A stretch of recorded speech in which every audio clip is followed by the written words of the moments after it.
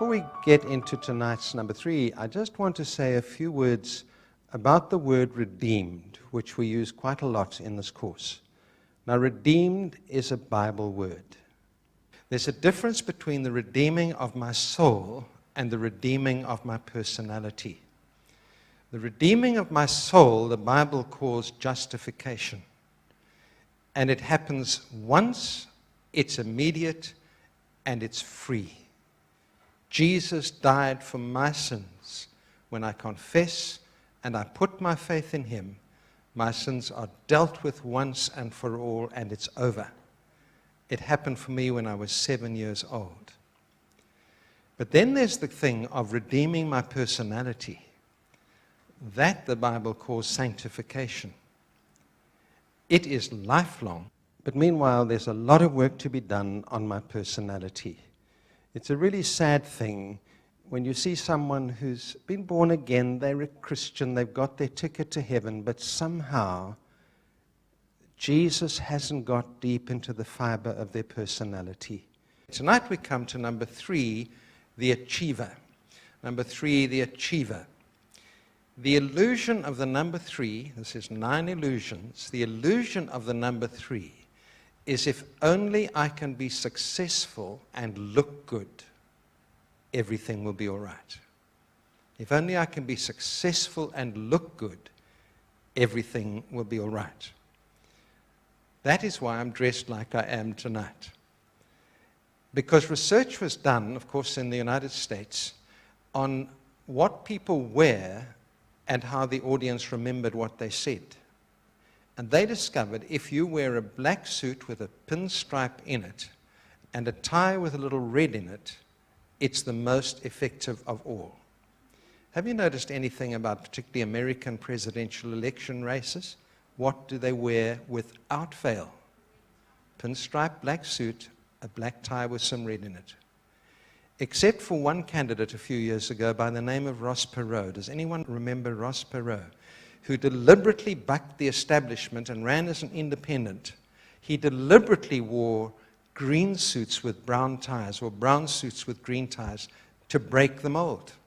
Incredibly, he got 20%, which I think is the highest percentage ever scored by an independent in the history of the United States. He was bucking the system based on image, because image is the big word for a number 3.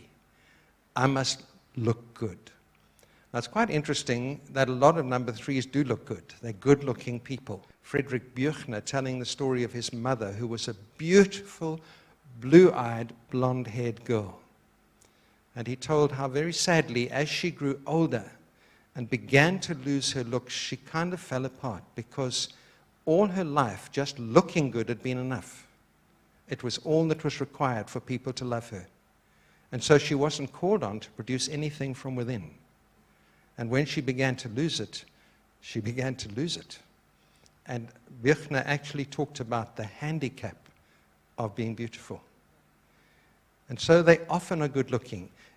If they're men, they often have wonderful hair. They don't go bald very easily.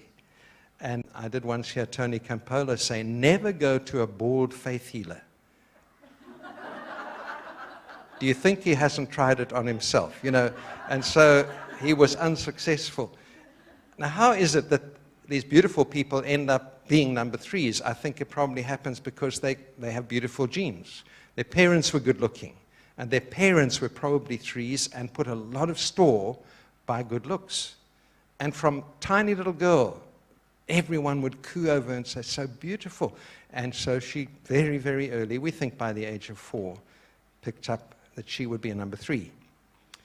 The fear, of course, is failure or looking bad. To them, that's a disaster. I don't want to fail. Fail, I don't know why. Maybe failure was heavily punished when they were young, and they learned very early failure is not allowed. Looking good was obviously exalted. Mostly, I think it was their parents were 3s. They saw how it was done. They saw how they behaved, and they just followed the same way, having these good-looking genes. But there's fear. I knew a number 3 who was a businessman. And I once said in my sermon said something to the effect that the driving force for businessmen is making money. He came to me afterwards and he said, Andrew, you're wrong. The driving force for businessmen is fear. Fear of failure. And he described how at one stage when he was involved in a very big job, he would throw up in the toilet every morning before he got in his car to go to work. The fear of failure. And guess what? He always wore a pinstripe suit with a black tie and some red in it. The fear of failure. The sin, or the sins of the number 3, are deceit and shallowness. You can see why it happens. The most important thing is how I look. And so if necessary, I'll make myself look good even when it's not actually totally true, when it's not honest. I will put on an outside exterior. I mean, Hollywood is just full of number 3s. You see them all the time. They come onto the Oprah Winfrey show and you just see immediately, there's number 3, straight away. This amazing facade, and yet you discover, when you discover stories, that there's a whole other story, usually of all sorts of broken marriages and failures, but they manage to put on this front. And don't think it's only Hollywood. Do you know that some time ago, the British bureaucracy ran a seminar for civil servants headed acceptable levels of dissimulation? In other words, to what point is it acceptable to tell lies to the public? And they have a seminar on that and how to do it. Of course, Winston Churchill knew all this. He had a saying, I don't believe anything until it's been officially denied. And there is this tendency, because appearance is what counts. And I'll cover up all sorts of stuff. And we saw a real rash in the 90s of televangelists who just suddenly we discovered behind this wonderful preacher was all sorts of rubbish. And it happened to 3 or 4 in a row, and it was actually very damaging to the Christian church, that they could portray this wonderful Christian preacher image, but actually they were consorting with prostitutes and things like that, because they can put on this exterior, and what's going on behind it may not be what's happening. The animal that portrays the number 3 is the chameleon. That is the number 3. They know how to change their appearance to suit the background. And then we come to the country. The country, I've already given fairly broad idea of it, is the United States. What other country, for example, would elect an actor to be the president? And Reagan was the president. And he himself even said, I can act this job better than most people can do it. I mean, look at Ronald Reagan's hair there. He was 80 when this picture was taken, and we're told that hair was not dyed and nothing artificial about it. Just this incredibly good-looking man with this wonderful smile, this ability with television. And then, of course, there is another president by the name of Bill Clinton. Also great hair, also wonderful good looks, very intelligent man. And then the rubbish starts coming out. Stuff that you would lose your job for in any other situation. He seduces this intern. He totally lies about it, then gets caught out. He's even threatened with impeachment, and he gets off. And he ends up one of the most popular presidents ever. Why? Because the economy went well under Clinton. And the people were saying, we don't actually mind what's going on behind there. As long as it works, as long as you're successful, we're happy. Then we come to the arrows. The number 3's central sin is deceit. What you see is not necessarily what you get. It's a disaster for them to move in the direction of the number 9, whose sins are moral laziness and comfort, taking the easy route. When a number 3 takes the easy route and does not stick with morality, they become very dangerous. It's much better for them to move in the direction of the 6. The 6's gift is obedience and loyalty. And especially the 6 is good at accepting that there's an authority above myself. 3s tend to be a law unto themselves because they can be. They get away with it because they look and they're so good and it works. And so they tend to be a law to themselves. The gifts of the redeemed 3. The gifts of the redeemed 3 are leadership and influence. They are what we call charismatic people. I mean that with a small c. They're charismatic people. They draw people to themselves. People follow them. People believe them. And they get things done. They have tremendous influence. America, it is, that had the can-do mentality during the Second World War, and it's a good thing they did, because we ended up winning that war. This can-do mentality, and they could do, and they did amazing things in a very short period of time.